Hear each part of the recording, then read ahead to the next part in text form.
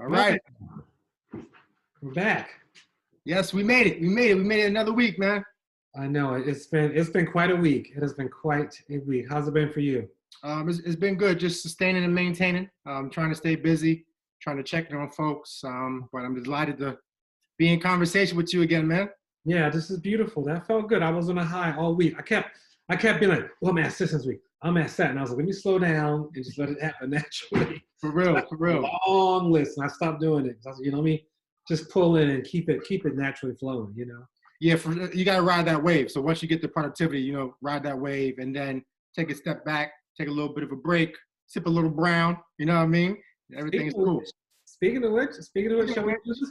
Wait, so you got my message that this arrived Yes, on Tuesday. yes, I got that message. I'm like, what?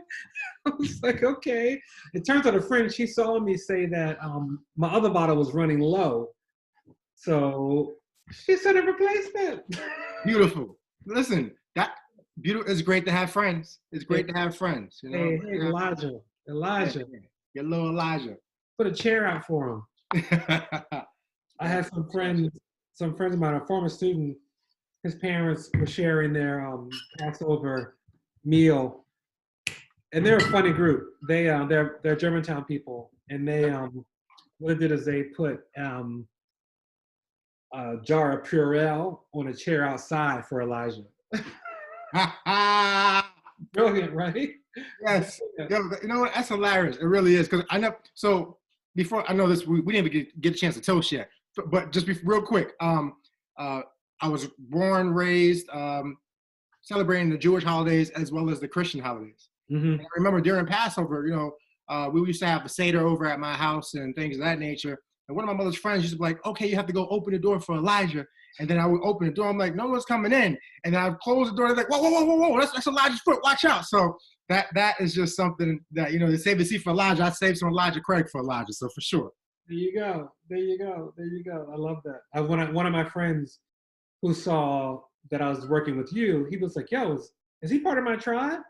And I was like, I'm not sure, halfway yes, in and out. You got to ask him that. I loved it. Yeah, so that'll have to be a story for another day. I have to dissect that a little bit. Yeah, it was a journey. It's a journey for sure. Sure. Well, it's good to see you again, man. Likewise. Cheers, brother. Cheers to you and to the brown.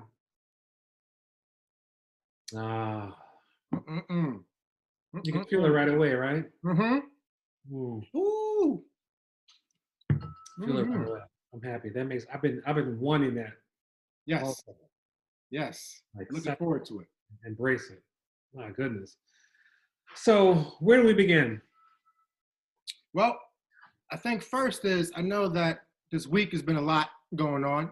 If you've been on the news, you've been following all the stuff that's taking place. You have people who are having epiphanies now. The world is waking up to the inequities in various institutions that plague the impoverished and the underserved and the underprivileged. So it's been interesting to see how things have been playing out. Of course, we've known this for quite some time now, but now it's at the foreground of people's minds and thoughts. So, I've just been thinking about reflecting.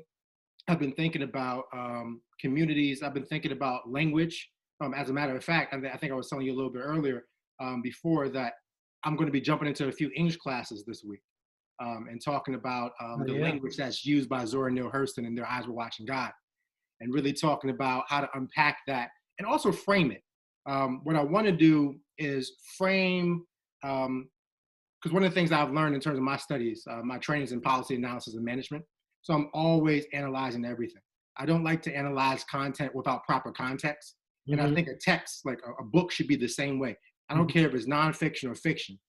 It should be the same way so you can really get an understanding of what the author was thinking, or at least try to get a sense of what the author was experiencing when they penned that piece of work.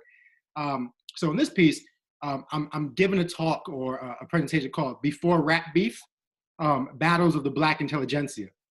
And I'm really going to show how, the rappers and the MCs of today for the hip hop generation, there's nothing new. Folks have always been beefing with one another or critiquing each other in their field. Iron sharpens iron. But thinking about what happened before that, You have Booker T. Washington and W.E.B. Du Bois. You have Malcolm X and Martin Luther King, right? You have all these figures who had difference of opinion, but then the thing that really troubles it more so is that it's taking place on the public stage, Yeah. and sometimes under white gaze, Yes. or in front of the white gaze, Yes. or in a white supremacist society, which further exacerbates any issues within the race. So I might talk about that. I might throw a little bit of Bill Cosby's pound cake speech, because we're going to talk about respectability politics, identity politics. What does that mean in terms of language, consumption? So I'm going to try to hit them. Beautiful. I think that's great. I'll say, if you get a chance, to slide in my favorite word when I think about Zora Neale Hurston, and that's portmanteau. Okay. Portmanteau, the notion of inventing words to say what you mean. You know, I think one of the biggest ones is irregardless. Yes. That wasn't a word, but now it's officially a word. Yes. But when you hear irregardless, you know what it means. You know, it's not a correct word, but our people, this is Zora Neale Hurston's work. I'm probably telling you what you know. Where Zora Neale Hurston's work was all about collecting how African Americans had a collective way of thinking and talking, and could communicate, or all they could communicate, having learned a brand new language and being people from all over a continent thrown together to forced to learn a new language. And, you know, then you have the influence of the Scottish, like Axe comes from like a Scottish, British sort of background in history. But I'm going too far. The thing I'd say, though, my favorite thing about Zora Neale Hurston is her use of words and her understanding of language. I remember first reading that book in 9th grade, and I was reading it, and I was so confused. I was like, this is how a lot of people I know talk, but I can't read this, you know? And then being in a majority white school, I was like, I'm definitely not reading it out loud, you know? And I had a teacher, I want to shout her out, Charlotte Pierce Baker, who sat me down and said, you know, we're going to read Merchant of Venice the same time we're going to read Their Eyes Are Watching God. And I'm going to show you how one person is celebrated for inventing languages. Another person was put down for it, showing invented languages. And think about the power you have to understand both sides of that. And that was a turning point. That's deep. Well, yeah, so deep. Such a turning point. So that's beautiful. The kids are lucky to have you. That's fantastic. Appreciate that. Yeah, it should be a good time. I'll let you know how it goes. Please do.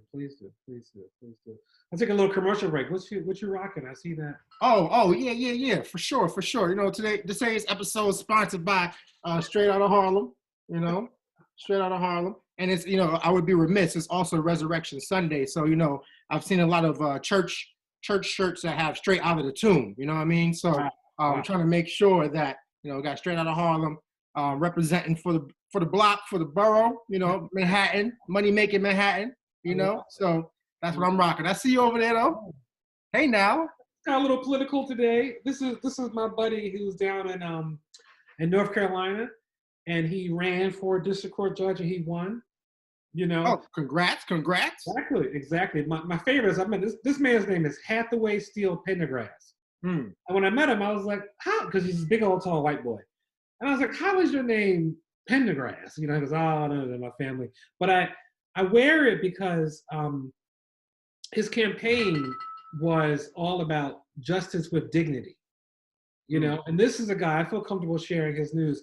Back in the day, he wasn't as he was progressive, just a good guy, but he couldn't really see, and he wasn't really enlightened and opened up to all that he is to now. We've co-led some civil rights tours, and I've seen this guy. He's already a great person, but I saw him transition and just go like, wow, I need to look at the inequities of the world, just have a deep understanding of the process. So when he ran, I flew down there just to be part of the election night, like in and out in one day, just to be there and support, because it's really powerful to see someone who understands his privilege and understands how to use his privilege and plans to do that in a political office. Like, we need more of that. I'm with it. And he's good people. He's really funny. Good guy. That's beautiful. Yeah. I'm digging the Hathaway Pendergrass. I know, right? Just thinking about that, it's just exactly. Hold up. Exactly. Beautiful. I love it. I love walking around. People like, what's that shirt? There's a whole lot going on. That's awesome. Well, congrats for that. Yeah. Good stuff. So, can I kick off with a question I have for you? Please do so. So, in response to many political talks we've heard this week, the movement we have going forward as we work on how to deal with this pandemic. I wanted to check in and see if you were able to, excuse me, to make sure this is clear, you were to call in and check on Big Mama. Mm. Mm-hmm. Oh yes. Oh yes. I Did you definitely. hear that, Surgeon General, man? Listen. So talk about making it plain.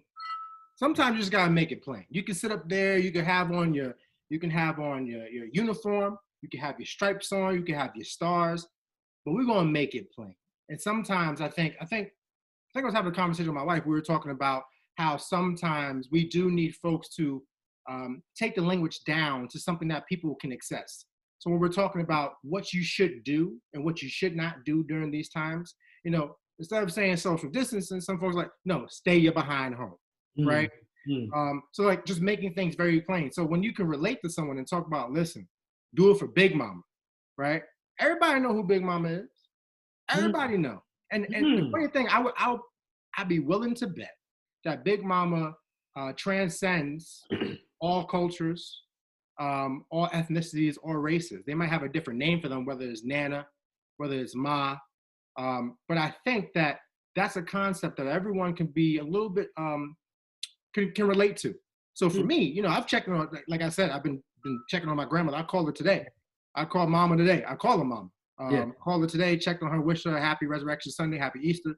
So what she was eating, what she was throwing down. She said she's gonna have some ham. I was like, don't you always have lamb? She was like, nah, baby, that's for Christmas. Easter, I'm having a little bit of ham today, and I'm gonna have a little bit of pineapple. I got everything good and covered. So she's doing well. Yeah. How about you? Well, that's interesting that you went in that direction. Mm-hmm. When I heard Mr. Jerome Adams standing next to your president, say, check on the abuela, check on Pop, check on Big Mama. I was a little bit like, I'm trying to digest it. This doesn't feel, it doesn't feel like you really mean it. Like I get, like what you're saying is a beautiful observation and way of looking at it. When I watched it, I was a little bit like, I was thrown. I was really thrown. Because I was thinking like, because I believe in colloquialism as much as possible. I think it's important, it's part of us. Go back to Zora Neale Hurston, this conversation, like it's very crucial and a part of who I am in my existence. And I put it in there. I've had to push back on people I work with who are like, well, that's not how you say it. I'm like, well, that's actually, I'm being colloquial here and I want to keep that. And in this particular moment, I was a bit taken aback because my mind went to like his speech. Did you hear the whole speech? I didn't hear the whole speech. No. Okay. See, I read some of the stuff from the transcript. I should have sent you that. Okay. When you listen to it, the front end is very like African Americans stop eating and drinking so much, stop smoking, and get on this path to health. This is why the numbers are high. Not an understanding of systemic racism, exclusion policies, and all these examples of why the Black population has a higher number when it comes to cases of catching the coronavirus, COVID-19. And so, like, it should have been a message where this brother was in a position of power and talking and communicating and actually making people actually really check on grandma, mom, sister, etc., your auntie, everybody. But it was actually, to go back to the Cosby speech, it was heavily laid in respectability behavior, and Trump was standing near him, and you gotta look at it. It has such a heavy experience, heavy presence, because it didn't settle well with me. Even though I like the message, checking on the people that we love and care about, especially the ones who live by themselves, and need extra support and love. Pop, seriously, come on, check it out. But it was heavily loaded with messages of blaming. And something else I came into, I thought about this was, you and I in our business are often trying to help people understand what privilege means. Yes. And I think we arrived at a moment where being privileged is being able to survive COVID-19. Yep. Like clearly. Yep. Like if you want to have that conversation, when I got real heavy and down when I started hearing about Black populations being hit more heavily, and I was like, yeah, that makes complete sense. You know, healthcare issues, problems, access to good doctors, support, and another level that's even deeper that comes from, and I'm talking too much, I'll let you jump in. Another level that's even deeper that comes in with all the external pressures. And this is how I do my work. I'm interested in the internal beliefs and internal practices that are a result of those external factors. Because I don't believe you can go to somebody and say, here, I'm going to give you this thing, but they're not going to really accept it if they don't think in their heart they believe it. They know in their mind that they're worthy of it. I think that's a path actually pushing people down. And that's super deep. And I thank you for sharing that and bringing me a little bit more enlightenment, because I just read the transcript. I didn't actually watch the briefing. I'm going to have to go back and take a look and see that in its proper context, see exactly what was happening there, so I can see that experience that you just painted. What I would say to go even deeper with, like, you have the respectability politics, you have that piece as well, but then you think about why folks, particularly Black and brown folks, might not be adhering to what the people tell us to do. You look at history and you look at all the things that we were told to do, or how we were treated or mistreated or not treated at all, how we were misdiagnosed, how you think that we're superhuman beings, that we don't experience pain. You use us as guinea pigs or lab rats, right? So when you start to listen to these medical professionals, particularly those who don't look like us, and even the ones who do look like us but are associated with folks who are part of that power structure or establishment, we start to question whether or not we should be doing that, or maybe we fall back on our conventional wisdom. We think about, these are the things that got our people through times that were tougher than these. So maybe we should think about whether or not we listen to this authority figure who's a part of this administration that we don't really, we're not jiving with, right?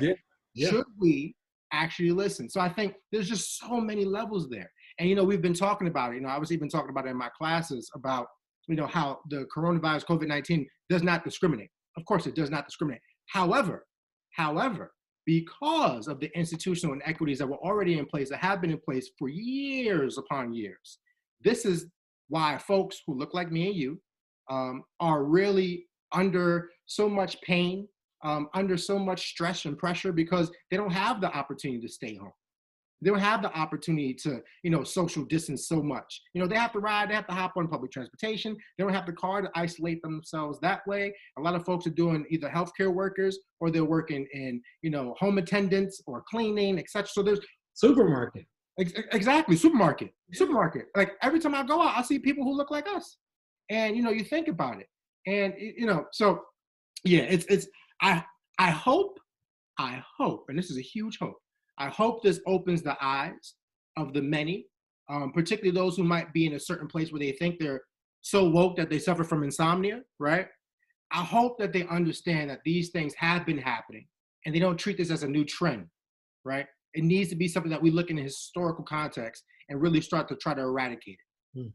Yeah, I want to be more hopeful, and I live in a space of hope and faith.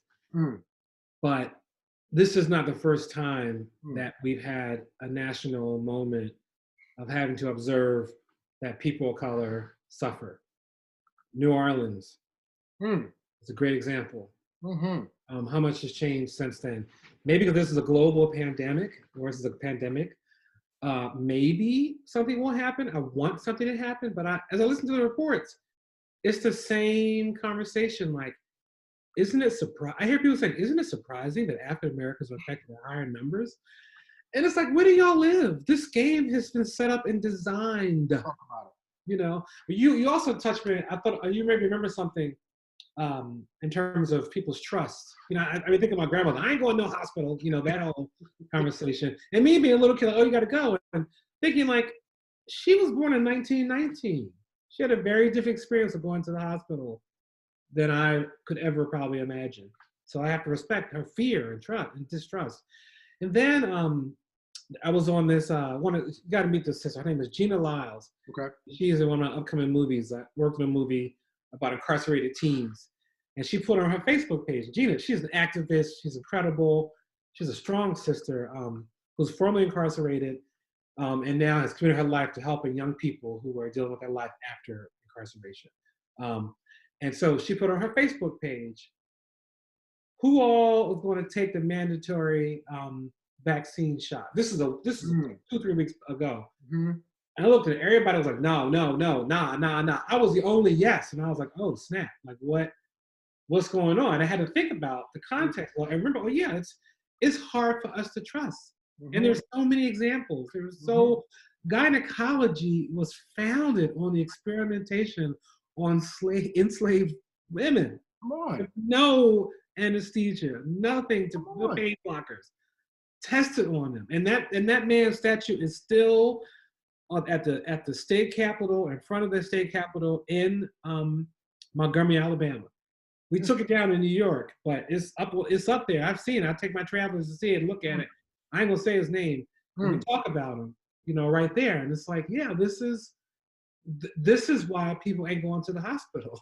Mm-hmm. And it goes back to the piece too, because it's one thing to have representation, and it's great to have representation. But in the line of work that you and I are in, I always talk about the difference between individual people and individual practices versus institutional policies and institutional practices. So you can have a person who is of the culture, but if they get into this culture that always has been one that did not care about where we come from, you get sucked into that matrix, right? And then maybe you start to think like them, or maybe you start to adhere to the same things, the same policies, protocol, procedures that they think is the way. So even when we have representation, sometimes it doesn't necessarily mean that we're moving in the right direction. So I think that's why we still even question, even if we do see representation. Yeah, it's complicated. That's deep, man. That's deep. So I know just to shift gears for a second, I know there's this I don't know why, but maybe it's because we're quarantined, right? But I'm sure Netflix has seen a lot of folks, just browsing through. And I know one of the more popular things that's just sweeping the globe right now, right, is the Tiger King. I just need to hear from you, my brother. Your thoughts. Did you see it first and foremost? And then if so, like what are your thoughts? And just talk to me about your reactions, your initial reactions. Prior to coming on here today, I could say I've seen everything, but there's so much demand. There's a brand new episode that dropped today. Wow. A brand new episode that's like I think it's like one of those hosts of those like reality talk shows, and he has all the people zooming in to have a conversation that are currently in there. So I've seen everything except for that. That just dropped today, and I wasn't in the headspace. I just got a little worship on this morning, some other things. I know I was doing this. I was like, that'll come later. So beyond that, so some things I may talk about maybe dealt with an answer in that. But I am very concerned and also not surprised that this is the zeitgeist, the world right now. Like folks have jumped on and tapped into something that is steeped in homophobia, steeped in misogyny, steeped in classism, celebration of a predatory person who's using drugs to convert people to do things he wants them to do, whether it be sexual or work, And honestly, I also believe racism is heavily in there. And on the whole series, I may have missed, but I saw 2 Black people. I'm kind of glad about that. 3 if you include the Black Panther that was in the cave. You said the Black Panther. The other 2, besides the Black Panther, was a photographer taking photos at a parade, another guy in the shot in the last episode walking arm in arm with Joe during one of the parades also. And, this guy was, it's a moment of like, white people get to do anything. They can do anything. This guy was misappropriating funds from a political campaign. And was luring people in with money and drugs and guns. And is it legal to own tigers? I thought with the wildlife preservation, I don't know that world and that space so much, but is that legal? Not to my knowledge, at least not for Black folk. Right. Right. Hello. Yeah, it drives me nuts, and I understand why it is such. My thing is, how do I talk to, especially young people I work with, about media literacy? Hmm. How do I ask you to look at this and understand the complexity that you are witnessing? And how do I help you say, okay, I am looking at something that's really disturbing and upsetting to me, and the people seem really bad, but the world is celebrating that. Okay, this is true. Now, how can I train you to look at this with an intellectual mind, as a critical thinker, as someone that's just not going to consume and accept? And I don't want to be the guy that spoils fun all the time. Mm-hmm. Because you watch it, and it's just like, wow, a lot just happened in 3 minutes of the Yes. first episode. This is pure entertainment television. And then I'll bring my own personal stake into it. I was looking at it, and it wasn't until episode 3 that I realized one of the director's names seemed familiar to me. Mm. And I kept thinking, like, what is this? What is this? I don't get it. What is this? And then I was like, oh, I worked with her. So that's how you do this already? You know the story. I think you made mention of it to me. Yes. I worked with one of the directors, made a film with Philip Seymour Hoffman, a documentary called The Last Party. Mm. I may be like ruining my career, risking my career, getting slammed, whatever, but I'll say it. I find her work to be the Kardashian of documentaries. Mm. Like it plays into what is pop culture, what works, what sells, what's hot, and right moment, right time, jumped into a subject in a project. If you look at a lot of her work that she's done, I don't know the male director too well, but I know the female director. I know the director that's a woman. Mm-hmm. And I was very not surprised that this is what she's behind, because she gets the stuff and runs with it. And maybe it's her wheelhouse. I am critical of the entire piece because I think it's terrible that we all are jumping on like, oh, the Tiger King, ha ha, and it's at every level. I'm waiting for your president to like allude to it in some way. Oh, I heard, I don't know if this is true. I couldn't tell if this is an Onion thing or not, but I heard that he mentioned a pardon for Joe Exotic. Oh, stop it. I don't know if that's true. I don't know if it's real. I saw it. You know how you see something that I can't look at that. You don't have the space and bandwidth right now. Yeah. No. How about you? Where are you? What are your thoughts on it? All right. So I mean, to put it bluntly, it was fun to laugh at white people for a little bit. Yeah. I mean, straight up. But I'll say this: if I was tasked with putting together a time capsule that really said or portrayed what America was while I was here on Earth, for my children's children's children, right?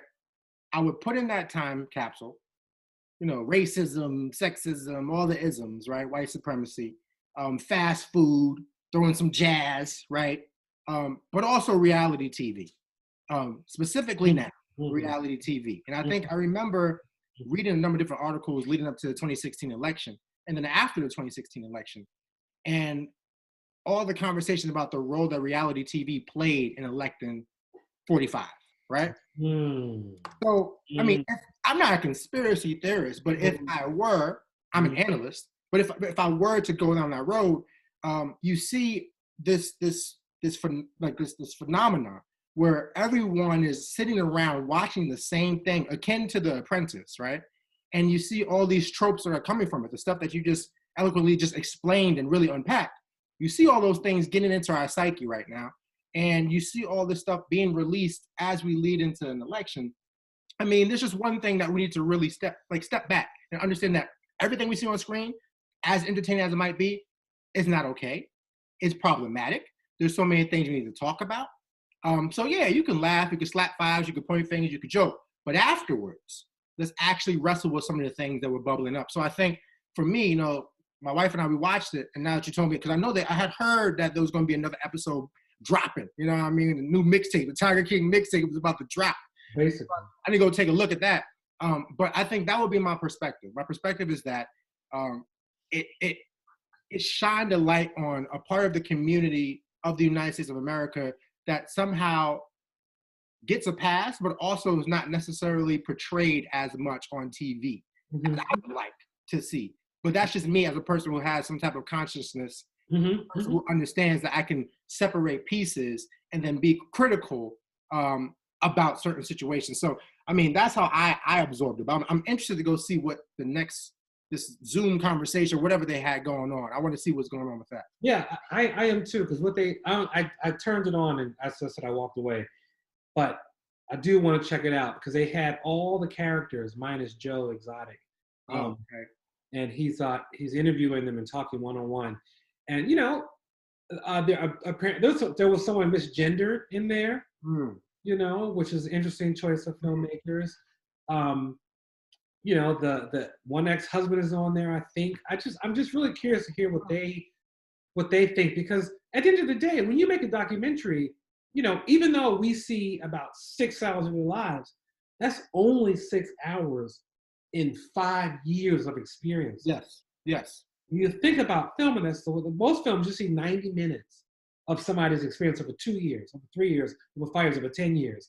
Think about what that means to whittle that down and how much is left out and how these people are, very plain old regular human beings, like very regular, and what does it mean all of a sudden have all this attention, and these people also,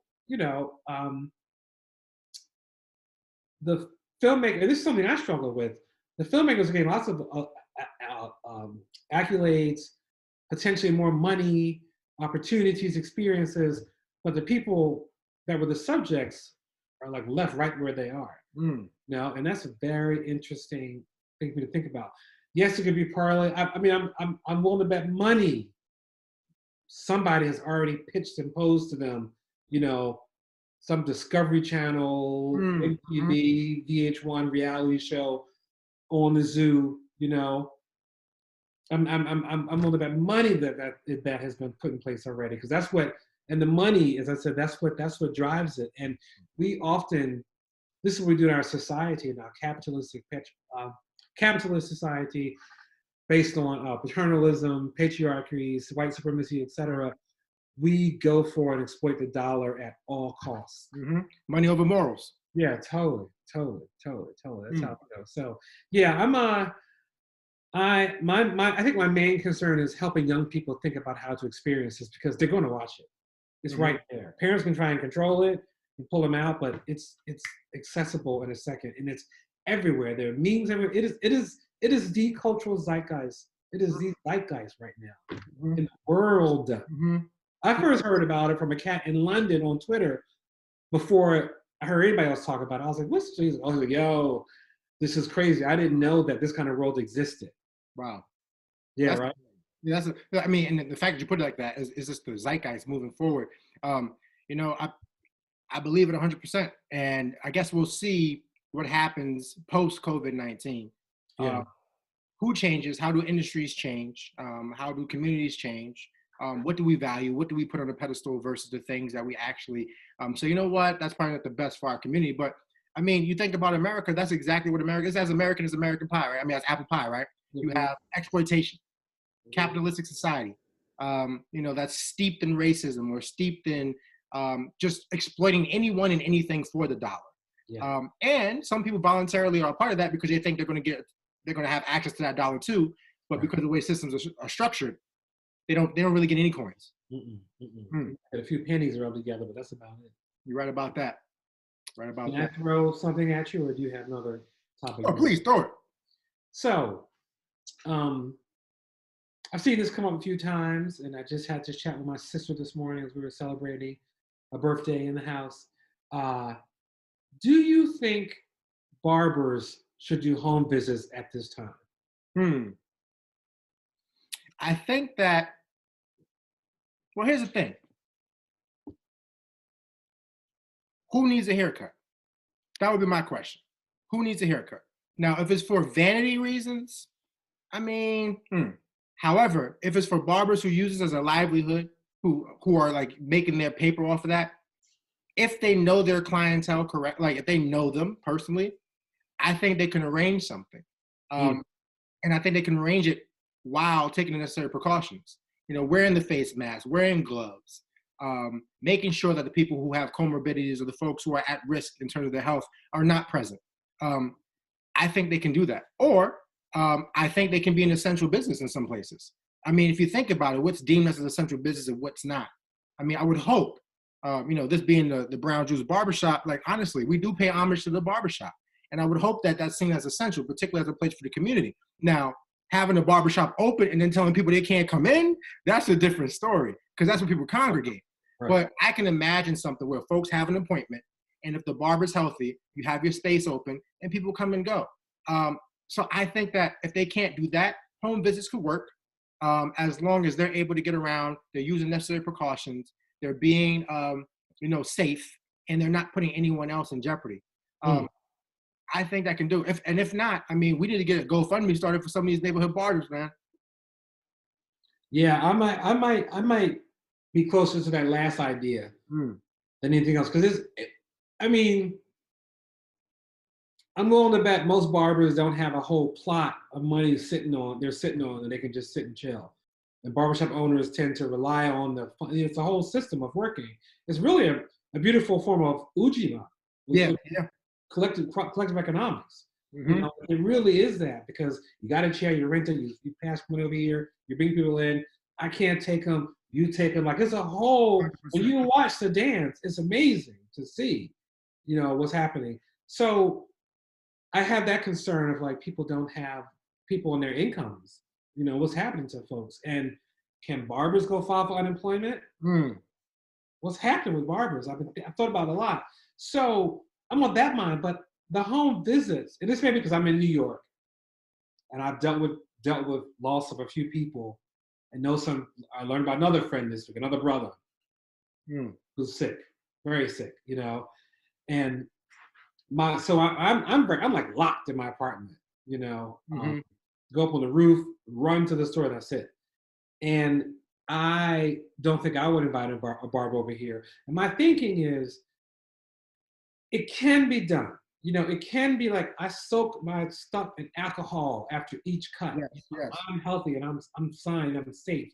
Like, there's an intellectual way to do this. I'm not sure I could see enough people, if we open up the floodgates, do that, following and sticking to that. Yeah. Get the invincible, machismo, all the stuff that'll come in place. So it's like, you know what? All y'all just chill. My barber, he's out of control. Crazy Puerto Rican, I love him. And he was like, yo, I ain't going to nobody's house. Like, don't even ask. And this, okay, you ready? Yeah. Because you'll love this. He also cuts J. Cole. That's what I'm talking about. Yeah.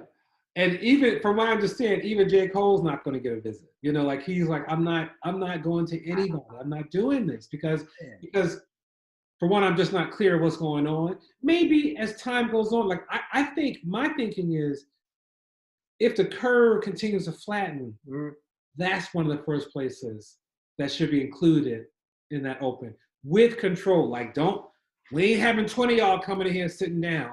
And I do also believe in it. I mean, I'm a little nervous about it, but I believe in it. This whole monitoring of temperatures. It gets a little bit too much like George Orwellian. Yeah. Oh yeah. Real, like, come here, stand. You can't go forward. You cannot go forward. Like, that's real. But no matter where this thing came from, it's here and it's real. And we need to consider how to manage and control that. So I hear your point, and I don't disagree with it. I just think it's another one of these tough spots that we're in. Of like, what do we do? Like, everything has to be reinvented rather. Everything has to be reinvented. That's true. And I think this is, the thing that could be really beautiful that comes from this is a new renaissance. Like, that could possibly be it. Where we're re-envisioning things, we're actually listening to the youth that are growing up, coming behind us, who are, bright and filled with ideas. We're taking the best of what we've done, and we're discarding and throwing away, or at least seeking to change all the negativity and the bad. So hopefully this is us pressing a reset and trying to see how we can move forward. So that's my hope. That is my hope. But that's a dope question. I've been thinking about that. It does break my heart driving by, when I go out for like groceries and stuff, to see them closed, and just thinking about the folks who can deal from that, and not even getting a cut, just to be in community, just to be in conversation, just to go read the newspaper in a quiet place until it gets rowdy and you jump into the conversation, right? So I think about that. So that's a great question. That's a great question. So if I may, how about we end our session, right, with a nice little uplifting toss up, right? So I know that I like to eat, and I also love dessert, love sweets. Right? If I could have a 5-course meal and it was all dessert, I'd do it. Matter of fact, just throw some bread on first. Just bread, forget the salad. Start me off with some bread, then dessert, right? So, carrot cake or red velvet cake? Oh, man. Which one? Well, I don't have a sweet tooth. Okay. I have sweet teeth. I want all the desserts. Hey now. All of them. Well, here is where I really land with that. Of course I have a long story, but I'll cut it down. When I first discovered red velvet cake, I was living in Harlem. Hey now. And it was this little shop on 125th. And I was like, what's that red cake? Oh, baby, that's red velvet cake. I didn't have that in North Philly, I must have missed it. And I had a piece with the cream cheese frosting. And it just went in my mouth, and it was a party in there. They were all dancing around like, oh, we're coming to New Home. We're coming back again and again and again, And I was like, this is delicious. So good. Now, here is where I get complicated, which often happens. I don't really like chocolate. Like I like chocolate cake, chocolate ice cream. I don't like it. I'll have a Twix, and I'll stick my finger in the chocolate ice cream, like the Duncan Hines. Oh yeah. I'll stick my finger. Not dark chocolate. I don't like dark chocolate. I hear that. So I had this moment when I kept thinking, like, what is this inside a red velvet that I taste that I can't identify? That's hitting my taste buds a little bit strange. And I learned it was cocoa. And as soon as I learned that, I stopped liking it. Oh, brother. I know. So it's carrot cake, my dude. It's carrot cake. Okay. Carrot cake. Listen, you still get the cream cheese frosting, so that's good. And all carrot cakes are created equal. Same thing. All red velvet cakes are created equal. You got those red velvet cakes that look like fire engine red. Yes. Bro, that's not red velvet cake. Stop it. But I'm thinking about the cake, and I love, if I could only have one for the rest of my life, it has to be red velvet. I do, but again, like I said, I've had some that would turn me off because of what they disrespected. Yeah. The red velvet cake recipe, and I don't know what they did with it, but put Kool-Aid in it. Red velvet cake. What do you say? Put Kool-Aid in it to make it so red. That's exactly what they did. It's probably exactly what they did. And you know what? It ain't come out good. I want no Kool-Aid cake, right? No. So I would do that. Okay, I respect that. I will tell you my favorite, and I don't have it very often, is that like strawberry cake with strawberry icing. Ooh. Okay, listen. Pink and yummy and sugary. Okay. Man, cake is my life. I love cake. Listen, now, when you take it and you do hybrids, so there's like sweet potato cheesecake, red velvet cheese. I had a red velvet cheesecake. Oh my! I even had a carrot cake cheesecake. There's a place who bakes cakes, black-owned business, beautiful.